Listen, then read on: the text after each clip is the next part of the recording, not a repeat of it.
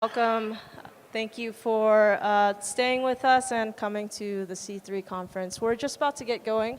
I would like to introduce Marjan Safinia, who is the host of The D Word, as well as the former board president of the International Documentary Association, and a filmmaker, director, producer, extraordinaire, Marjan. Thank you, Tracy. Thank you.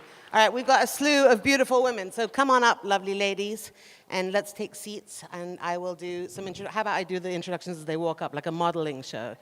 This is Claire Aguilar from the International Documentary Association. Welcome, Claire. Senain Kheshgi from Majority, a new and exciting company she's going to tell you all about.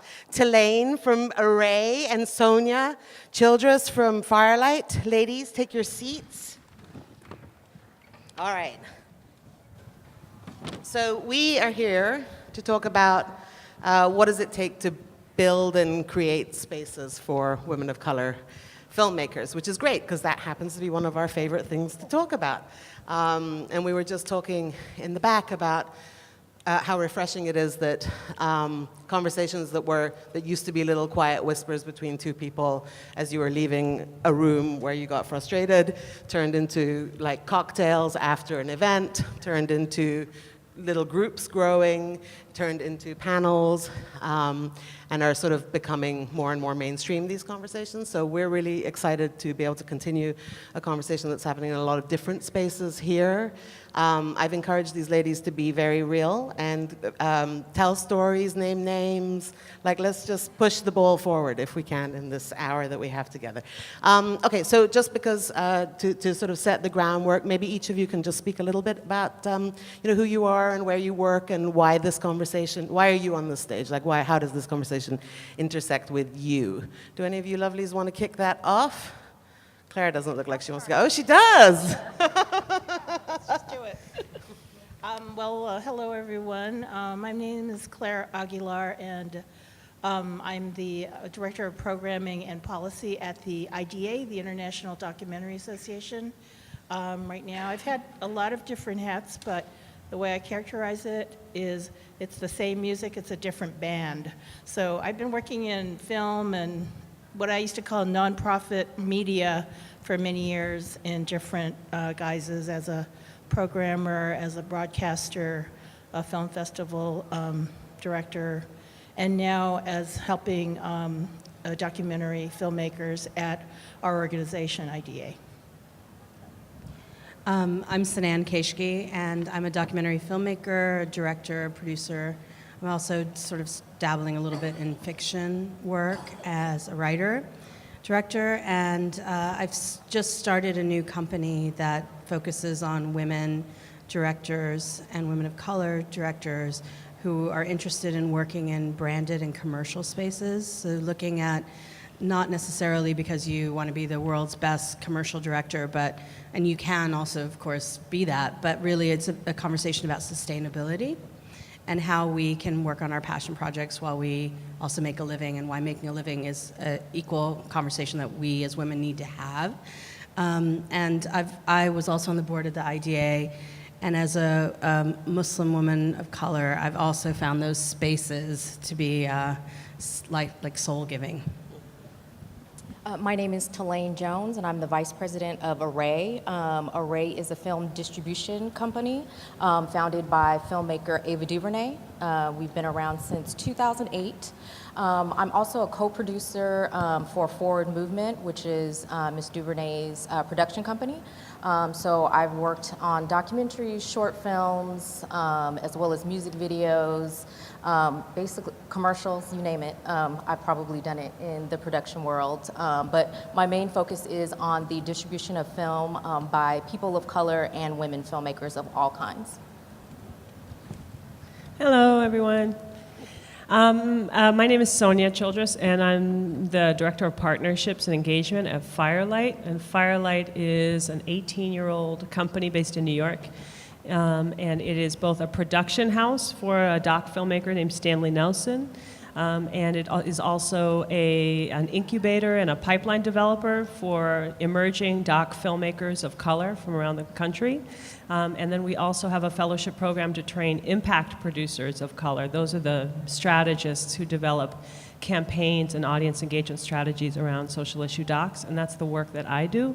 I lead the impact campaigns for all of Stanley Nelson's documentaries, and I train the next generation of impact producers of color. Fantastic. Okay, so it feels like these last few years have begun to be a shift in consciousness in the sort of mainstream film space, and I think it's worth acknowledging before everything, that the film space is a difficult space for all people of all types, all genders, all colors. Like, it's not like, you know, especially on the independent side, it's easy for anyone. So I just want to sort of acknowledge that first. And then say it feels like there's been this emerging conversation that's starting to creep into the mainstream, and an emerging recognition of representation and diversity and, you know, all of those good things. And people love those headlines that say, we're 41% of our films were directed by women this year, or, you know, all of that stuff is happening, and that's fantastic.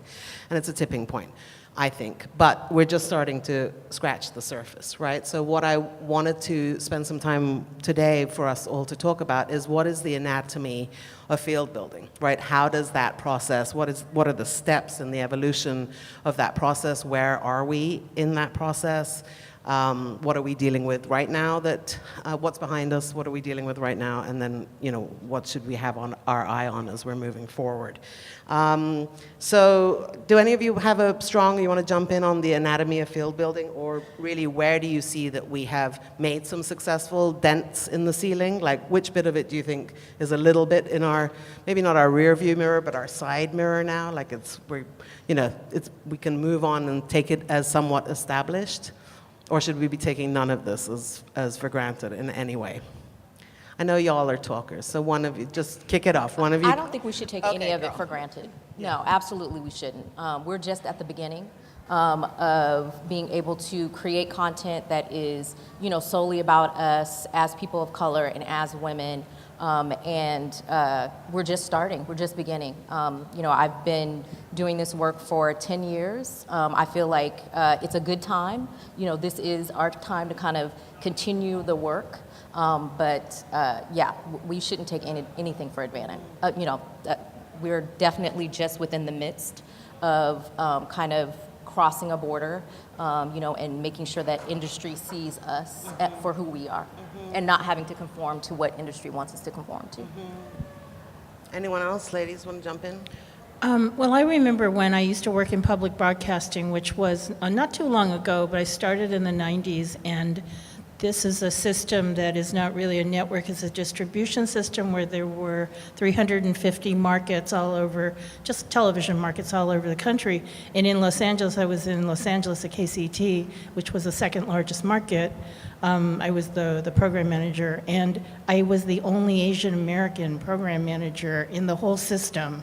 And I counted, I went to all the markets, everything from Falls Church, West Virginia, to Peoria, to try to find, you know, even an Indian, you know, Southeast Asian, and there was nobody. And so that was in the 90s, and it's changed now. But the thing is that in those communities, there were lots of people of color in their populations. And so what was useful for me, being in Los Angeles, I had what they called then a multicultural mandate, because we had to serve all the people in LA. So we took care of Asian Americans and Latinos and African Americans and so on. But in these other countries where they had, let's say, immigrant populations like the Hmong in Minnesota, or in New Orleans where they have Vietnamese, you know, they had programmers who were not sensitive to those cultural concerns. So up came the Minority Consortium, the Asian American, called CAM right now, and to facilitate that. But at the beginning, it was really, really hard. So I think institutions help build up that consciousness as well, and help people, because they weren't sure how to connect with the community, you know, so. Yeah, I would also say, kind of coming up through public media too, you know, I think in the 90s and in the early 2000s, there was this idea of Heritage Months, right? That was like your time to shine, or your month. It's your month. You get 30 days. Yeah, 30, or 28. 28. And you're like waiting for leap year, for like maybe an extra day. So there was this idea that it was really felt very tokenized, and I think now there's this growing sense that content created by filmmakers of color and that reaches audiences of color is a benefit to the public media system, and I think in the commercial system as well. And there's this sense that there's this untapped audience, that there's a bottom line that can be hit by broadening the reach. And I think that that has translated, at least in the doc world, as there's this growth of pipeline development programs now trying to train and support the next generation of filmmakers of color. And that is new. We are just starting to map all the pipeline programs, and it's a response to this push by filmmakers of color, and it's a response to this, sort of the development of some institutions as well, but also just the fact that audiences are clamoring for content and responding really well when content comes our way. But it's so early. We're not that far out of just the Heritage Month concept that, you get a couple of days and then we move on to the real stuff, Back to your irregular programming. Now we'll go back to our regular program. Tilane, I'm really interested. So when Array was created, you're in your 10th year, right? So this is your 10-year anniversary. Yes. This year. Yes. So from the beginning, was it clear that this had to be a systemic, like the system of distribution? I mean, is that how it started? And how did you guys arrive at the decision that without this leg, it's going to be exponentially harder? It started with Ava's first film, I Will Follow. It really started before I Will Follow. It started with her first documentary, This Is the Life. It was a small documentary. We had gone through the festival circuit and kind of figured out a way to distribute this film on our own. Whether it was selling DVDs out of the trunk of our car and T-shirts, or putting up a website on Ning. I don't know if you guys know Ning, but Ning.com, and just really developing these relationships with these film festivals that we were finding all over the country. Festivals that were not part of the top 5 festivals, but still nurtured filmmakers and really nurtured those filmmakers that had stories that maybe the studio system didn't feel like should be told or wanted to be told. And we found these audiences. So once that happened, and she wrote her second script, I Will Follow, of course, we knew that what studio was going to pick up a feature film about a black woman by a black woman. It just didn't happen at that time. And I also think technology was changing. DCPs had just kind of come into the industry where you could actually reproduce your film to be able to play in theaters, and it was cost effective, not $20,000 for one print of film. So I think, it was just timing. And of course, we knew that, within the African American community, that our content wasn't being shown. There were so many filmmakers that had, their first film or their second film, and then you never heard from them again, or you never even saw those 2 films. So we just, kind of traveled the country with these 2 films and realized that there was a need and that there was an audience. I think that's really important because we're always being told that our content doesn't travel globally.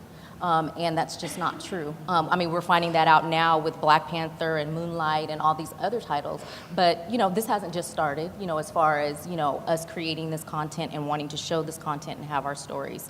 So we did start, with really being champions for Black filmmakers and filmmakers from the African diaspora. And then in 2016, we just saw that there was a need in other communities as well. What we were feeling wasn't just our experience. It was everyone's experience. So then we wanted to broaden that and also allow more content.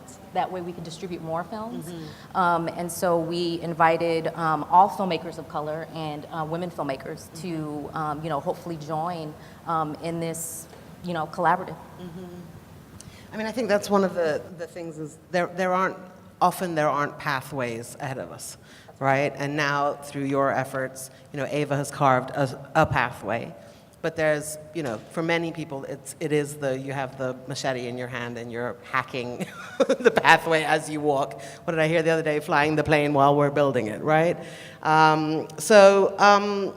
want to dig into some of the sort of so we've had some kind of a public consciousness tipping point. We're just at the, the edge of that tipping point. Let me ask you lot first. Are you all filmmakers? Who's hands up if you're a filmmaker? Okay, so that's Yay. okay. That's great. Thanks So, for coming to see us. a significant number of filmmakers. Why are you working on your film? So I want you, Sonya brought up the word tokenism, and I want to just dig in a bit around that. I know that we have all experienced it. It's unusual to see a panel that's entirely made of women of color. And funnily enough, it was programmed by a woman of color. Maybe that's why we're all here. But in a lot of the more sort of, let's say, quote unquote, mainstream spaces, you'll find one person of color or one woman, or if you're lucky, two. And what I'm starting to hear as our communities strengthen is this pushback, right, from us. Like first it was like, oh great, they're gonna put, a person of color on that panel. And now it's like, just one? That's all, like there's more, we have more points of view. So can we talk a little bit about how you're seeing that happening in the world, and what is our collective responsibility towards that? Like, how do we have to push their ears a little further open now? And strategies for that.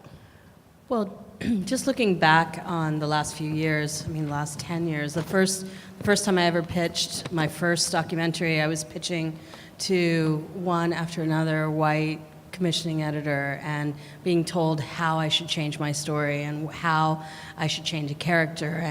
And at that point, I being young and being a new filmmaker, I was like, okay, I see where you're coming from, and I would really try, and found myself being pushed back until, and I realized this recently, Claire saw my film at Tribeca when we pitched to you, and it was the first time I'd ever pitched to another woman of color, and it was an immediate feeling of oh my God, she understands, and we don't have to go into detail of 20 minutes of our pitch. 10 minutes of it is just saying why this is important, right?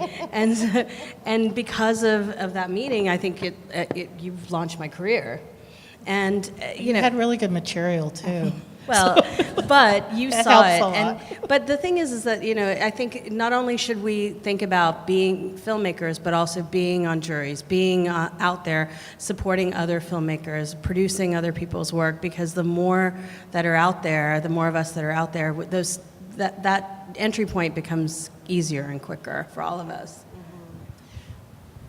Yeah, I would say, Firelight started as just a production company and was making primarily historical films about African American experience in this country. And eventually, Stanley, the director, who'd been, a veteran and in the game for a really long time, was constantly being approached by filmmakers of color, doc filmmakers of color, for advice. And eventually, it seemed like there was no place to go where folks could either cut their teeth on a set or just get, feedback on their work. And so he had started to kind of take people under his wing in an informal way and realized that this needed to be a formal program, which is where our doc lab began. But I think that as Firelight grew from a production company to this pipeline development organization, we also realized it wasn't enough to just kind of incubate projects and support and incubate projects and support. As an organization, we would sort of looked up, I would say 2 years ago, and realized we're an organization, with a totally POC organization led by black folks, but who support filmmakers of all communities of color. And when we step into a room, there's a shift. We kind of come in like warriors, the warriors come out and play. Like it's a little like, something happens. And so we realized we can't, there's a role we play, as an organization, as an institution that we needed to play. And so we all started taking much more of a public stance. We used to we would only go to a festival if we were in it. We wouldn't go to a conference unless we were in it. And we started to realize we needed a public face. And it's important for us to be in the room. It's important for us to be on juries. It's important for us to all take any funding panel opportunity the staff takes it, so that we can advocate not only for the film's projects that we're incubating, but that we could be a voice in the room that says, I get that project. There's an audience for that project. The gaze is not just a white gaze. There are people of color who want to see that film, and they don't want their experience translated by white filmmakers. So there's a sense of like it just shifted. I would say only really 2-3 years ago where we started being really public. And I think it shifted our mission in many ways because we understood that it wasn't enough to incubate creatives. We had to play a sort of Trojan horse kind of role in the field. And also, I think Firelight's a really great example because you take a leadership position in the field, and that's important too. You know, it's important to be there and show, but also to lead. You know, and I think that the amount of funding and recognition that you've received is really important to do that. I remember one time when I was a commissioning editor. I had a really good fund at ITVS, and we would go to all these places all over the world to pitch things. And I went to a history congress once, and they still do this. It was in Paris, and it was in a hotel that the Nazis had occupied during the occupation. It was very interesting. I was with a group of Native American. I was with the Native American Consortium. And it was very, very interesting because a lot of these people, mostly Europeans, had never really met Native Americans before. And they had stereotypes about what they were, you know, but when they came into the room, they came into one end of the room, and then there was this delegation of Aboriginal people, filmmakers, who came in the other end of the room, and it was like this amazing meeting. And it was like, oh my gosh, these are like, you know, these amazing people that have these civilizations that go back. And the Native Americans and the Aboriginals just talked to people about what that meant, even if it had to go back to kind of base one, you know, like this is what the dreaming is about, or this is what, you know, the Native Americans were very proud because they said, you know, I'm your, you know, we're guides. They didn't need maps in Paris. They just knew how to get to things. I know it's a stereotype, but they just knew how to like direct people. So they showed that leadership and showed that force, and it really made an impression to those European commissioning editors. I mean, I think that's part of why it's so exciting right now, because you can look up and see some leadership being taken on this front, so people feel less alone, because none of us, it's not the first time we're having these conversations, right? So I think that that's really important. But then I think about this sort of education piece, and again, I'm sure it's not new to anyone in this room, but that burden of having to constantly be the educator, you know what I mean? And to sort of point that out.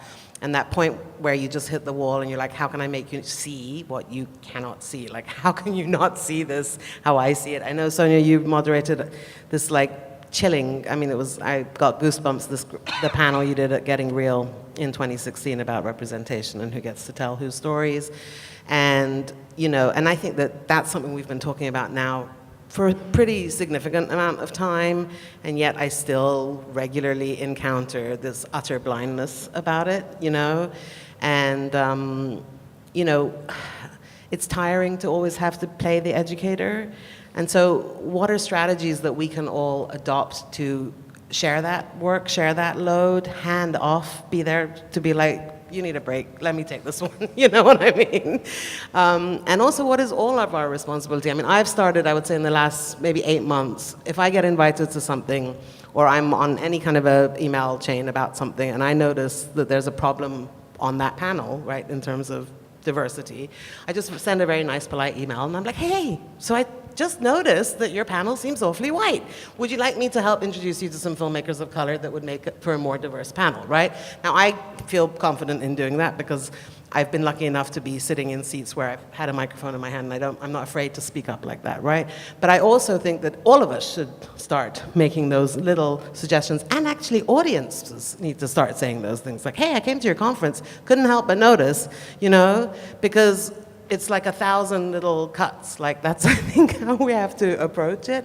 But do you guys have any sort of advice about how do we find the courage to just do that? I mean, is it time to be hand-holding and explaining with a like soft, like head to one side, soft, explainy voice?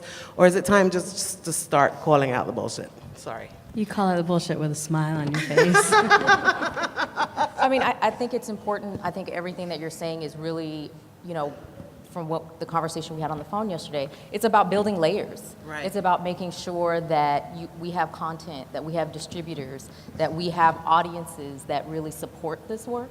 And whether it's a panel that's diverse, whether it's work that is diverse, whether it's a company like ours distributing these films and audiences going to see these films, it's layers, it's education, it's everything, and just making sure that we're involved and really doing the work. Really, like you said, raising your hand, stating what is wrong, but then at the same time also continuing to do the work that we do and making sure that we are in every room.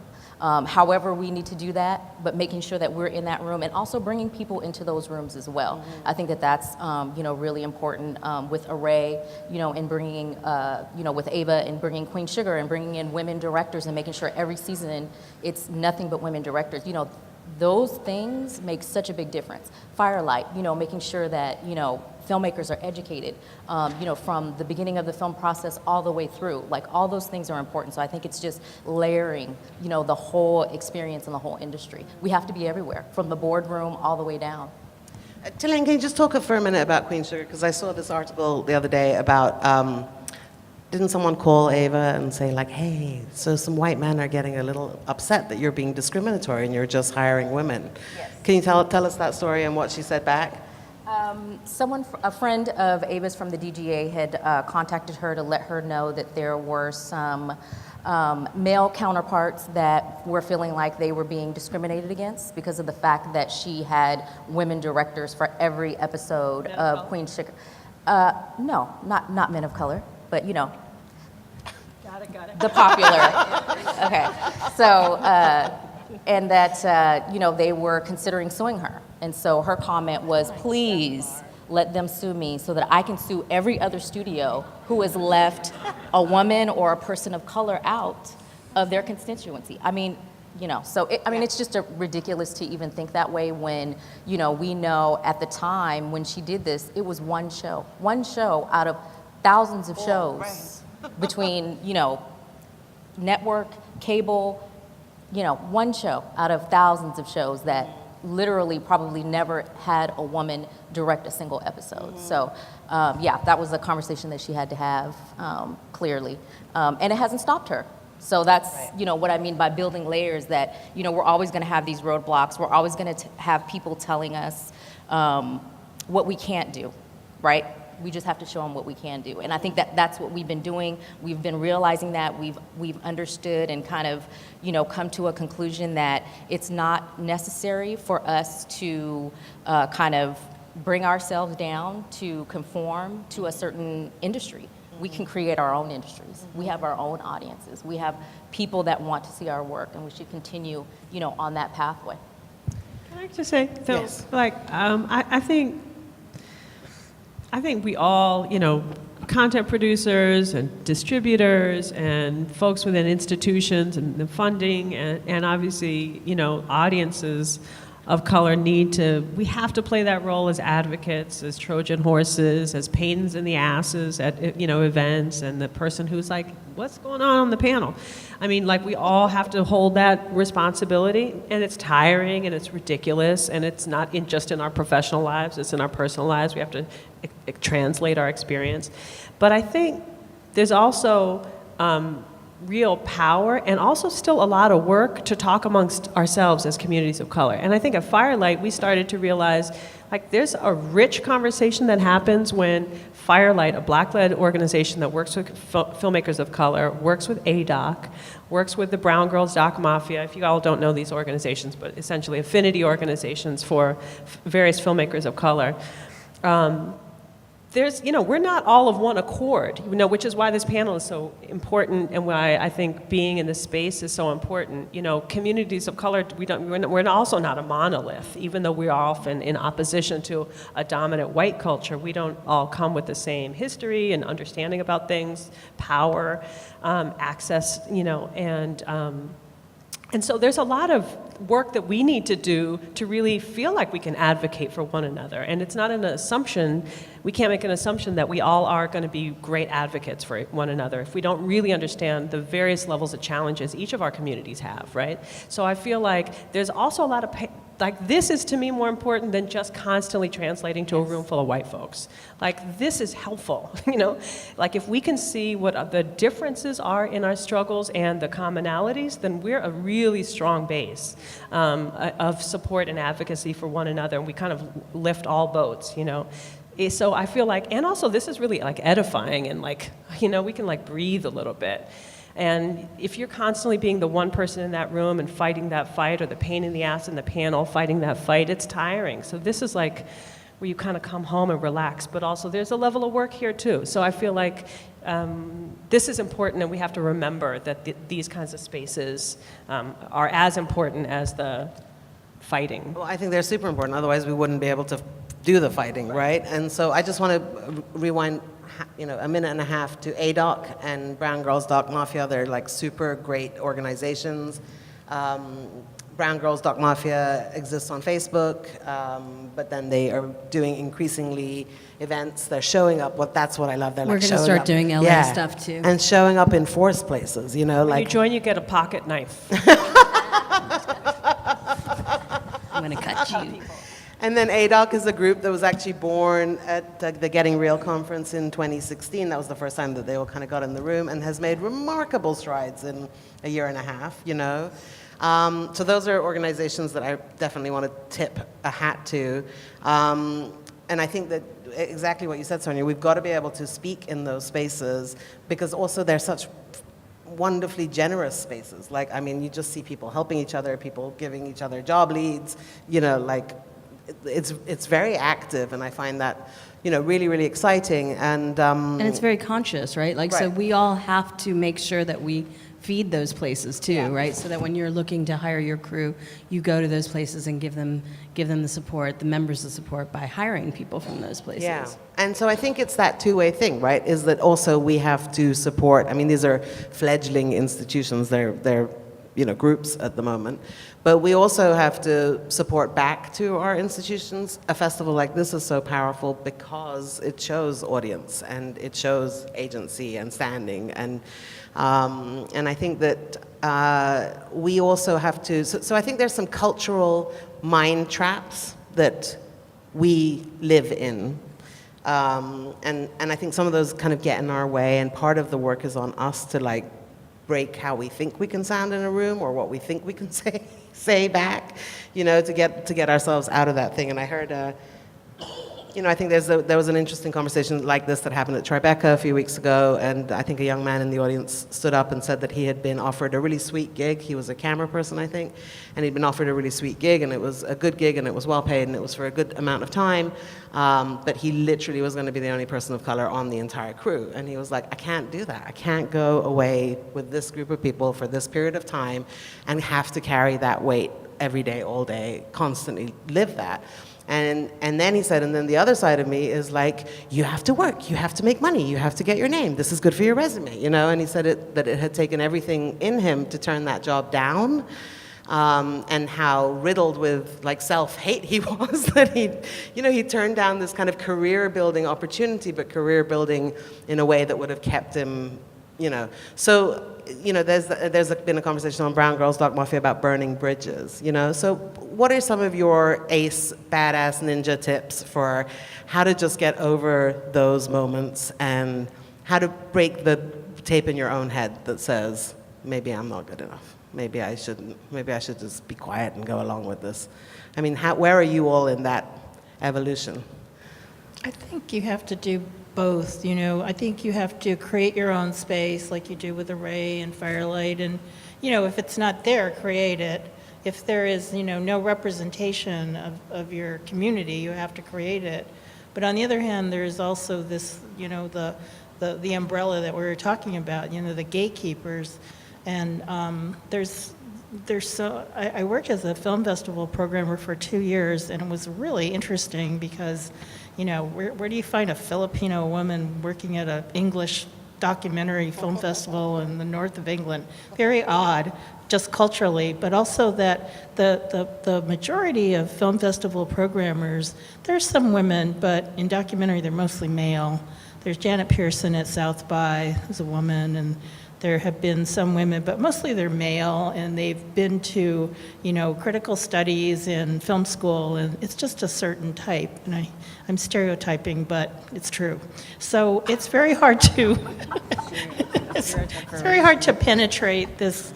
I mean, diversity is not at the top of the list, it's definitely about form and structure. So I just wish that there was an inclusion rider for diversity for these groups of gatekeepers, because yes, you can pressure them, make them feel guilty about, well, why aren't there, we're always doing that about women directors, why is it at all these festivals, there are never any women directors, or never any directors of color, or they're all white men.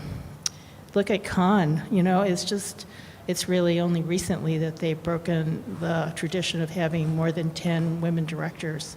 So how can we, make that so that it penetrates not only the culture, but their consciousness to do that, and still create those spaces that we do. I think we have to do it both.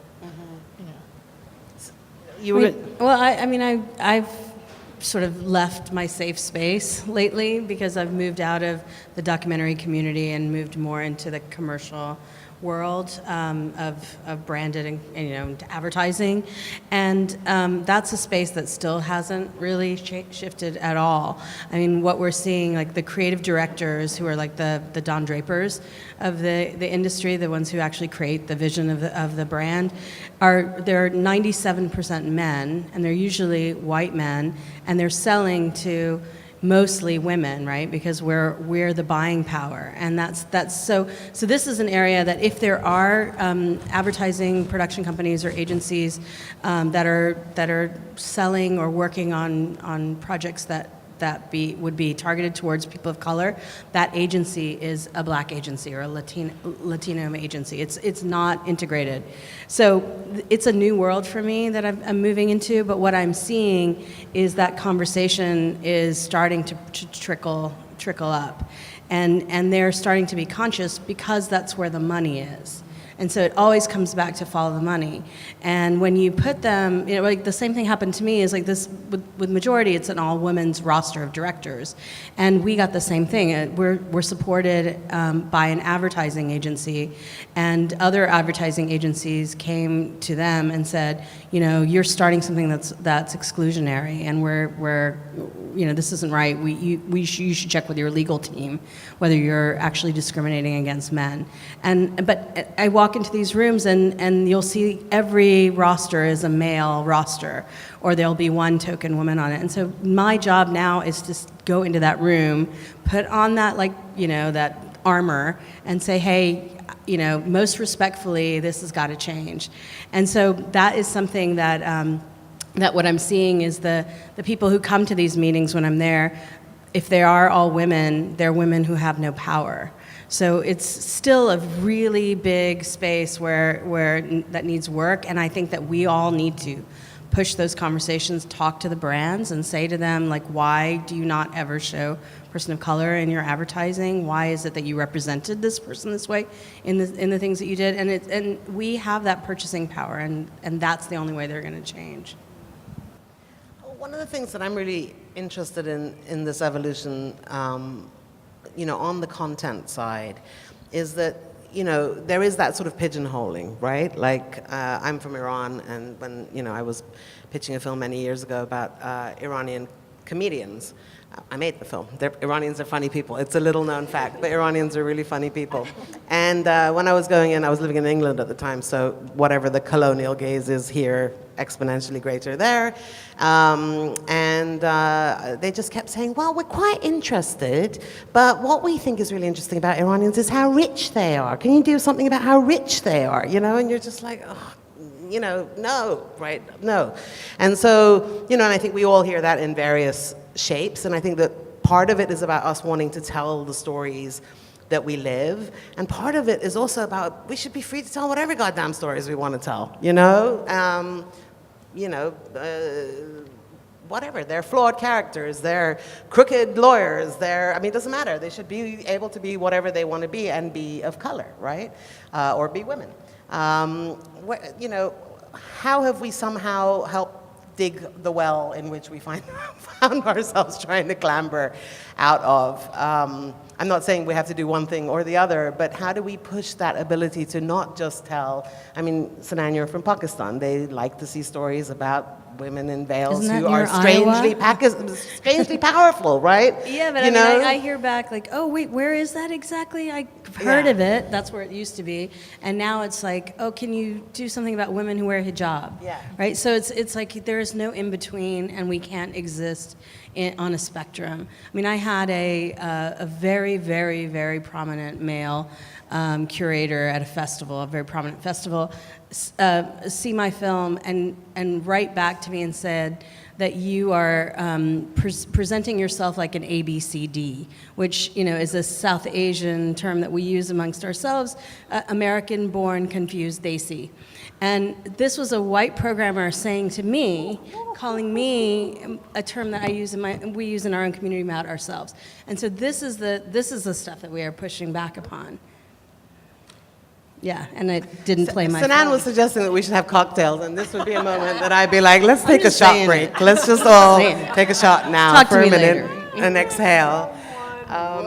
Yes. Okay, so someone tell me, Tracy, is she still here? So how are we doing on time? Anyone got a clock in front of them? How much time do I have left to squeeze wisdom out of these women? Anyone?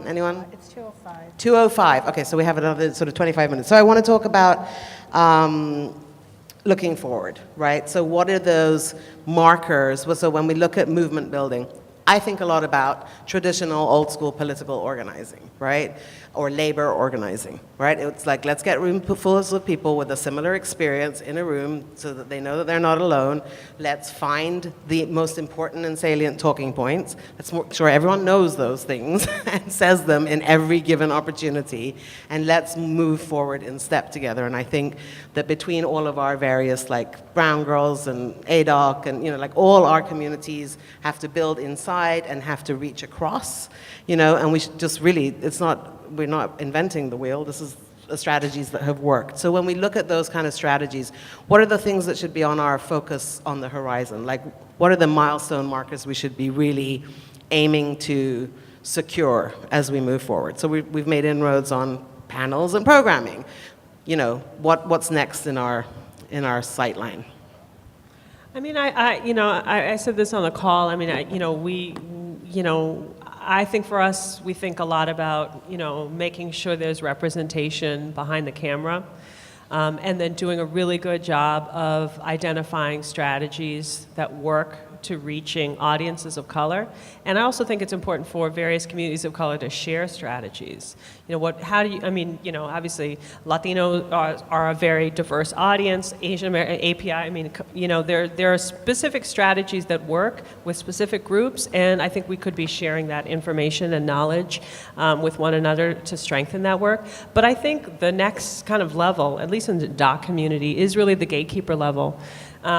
It's the festival curators, it's funders, it's distributors, it's critics, which is why I love the panel here around diversifying film criticism. You know, if the work gets seen through a lens and translated and in a lens that is not that feels foreign, you know, obviously that affects everything. So I feel like, you know, we have to keep pushing to make sure we're getting folks of color behind the cameras, telling our stories, reaching our audiences, but there's that gatekeeper level that we can't ignore.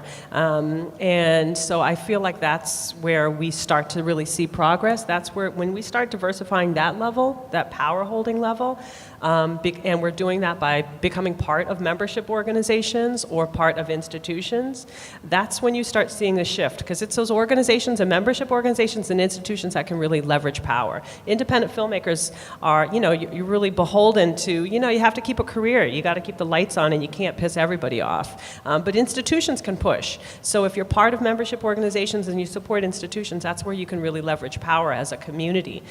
So I feel like that's when we can start shifting engaging at that level, and that will be to me a marker that this is more than just a moment. This is a real shift. I love what you said on the phone yesterday about institution building. I think that that's very important, to make sure that we're creating institutions and we're also supporting those institutions. Like this film festival and other film festivals around the country and around the world that, you may not know about, but is really serving your community and, showing the content that you're creating. And I know for filmmakers, you guys are in a position now where you can make a film on an iPhone. Remember that's power, and don't feel that you have to assimilate. Definitely I want you to, me as a distributor and the types of films that I see, I want to see your face, I want to see your story, and hopefully there'll be others of you that want to start your own distribution company in the same way, and that's how I feel like I support women and filmmakers of color, is making sure that these works are out there for people to be able to see. So institution building is absolutely a priority, I think, for everyone across the board, and it should be, because these are the institutions that are suppressing us and not allowing us to do what we want to do. So we just have to build up our own. Yeah, I remember actually, Senain, you remember when we thought about joining the IDA board, and I remember really with clarity, we kept talking around it, and then we were getting in our cars to leave, and she was like, I'll do it if you do it, and I was like, all right, if you do it, I'll do it, and so we both just did it, right? And the whole 9 years. Yeah, it was that. exactly. If you say it, I'll say it. Yeah, exactly. And all our we started as the little conversation of two. I think IDA's made tremendous strides in terms of changing that stuff. Huge. You can feel your presence. Really. And you've got to step up and take. I didn't know the first thing about being a nonprofit board chair when I said, I'll throw my name in the hat. But you learn. We're smart people. We can learn on the job. I know nothing about advertising, Yeah, and the first thing exactly. I say when I walk in the room is please educate me, Yeah, and then I'll exactly. tell you what I feel. Yeah.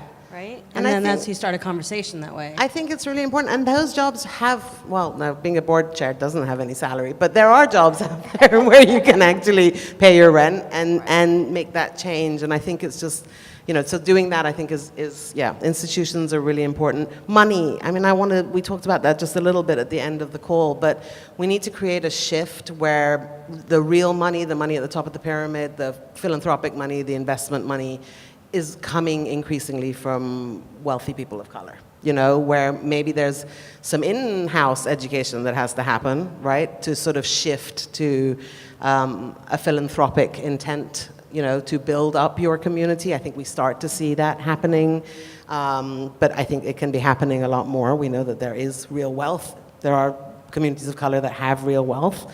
Pockets of them. The wealthy Iranians. The wealthy Iranians. Who are really funny. I've seen that waiting. movie. Listen, I know where to find them. They're all in Beverly Hills. But also, how do you do that without the sort of strings attached? It's funny you say that, Sonya, because I raised money for my first film from a bunch of wealthy Iranians. And part of that internal education was they were like, well, we'll give you, I'm sorry, I'm going to do a terrible, really, this is awful. I shouldn't do this, but I'm going to do it anyway. They'd be like, well, we'll give you your money, but, I was thinking my wife has a volleyball team, really all Iranian women. Maybe you can also put volleyball team in the movie, And I was like, so it's you got to cut the strings, too. You got to cut the strings. So I actually find, I have this love-hate relationship with Shahs of Sunset, because on the one hand, I'm like, oh, really? Did you have to go, ass over elbow into that bathtub, wearing nothing, being a mess? But on the other hand, I'm like, good for her. There's an Iranian girl who's just a trashy mess like every other girl of that age. You know what I mean? And I think that's power. I think that's accomplishment. So anyway, yes, Iranians, but there are other communities. For me, I think a lot about how do you flip the script. I look at, it's been happening for many decades now in music, right? But it was we're going to do our music over here, and it's going to be better and funkier and cooler, and more people are going to want to listen to it. And eventually, the mainstream is the one that comes knocking, going, how do I get a piece of that cool thing you've got going on, right? And that's happened in the music industry, which also was very much held, power and money and access was held by, white dudes. And if we look at that trajectory, what do we need? I mean, I feel like they had real leaders, right? Ones who had made something and then immediately started to bring up others, pull others up. I think you guys are doing a lot of that at Array.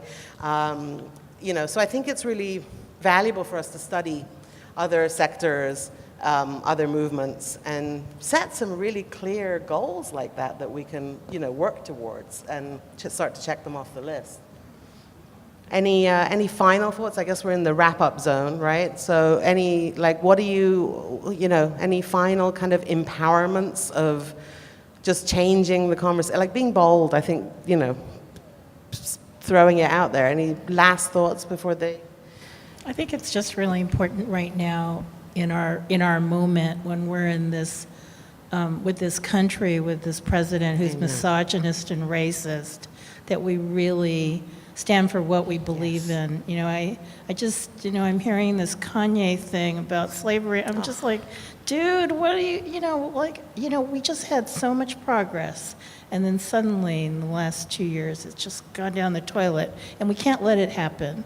It's just so important. And so, even if it's just educating people about documentary, or even if it's just seeing the Shahs of Sunset, because it is representation, okay? It might be... Of a certain kind. Of a certain kind, or, me seeing, this really incredible renaissance of Filipino films in National Filipino Film and also Filipino-American film, is just, it's important that we keep that momentum up, because right now it's scary, when you see people, because education, I know it's frustrating, it's difficult, but you have to do it, because they're listening to Sean Hannity and getting all this stuff, and people who are just spreading lies. So it's really important that we, just keep level, and because it would be so horrible to see the progress that we've made, just deteriorate.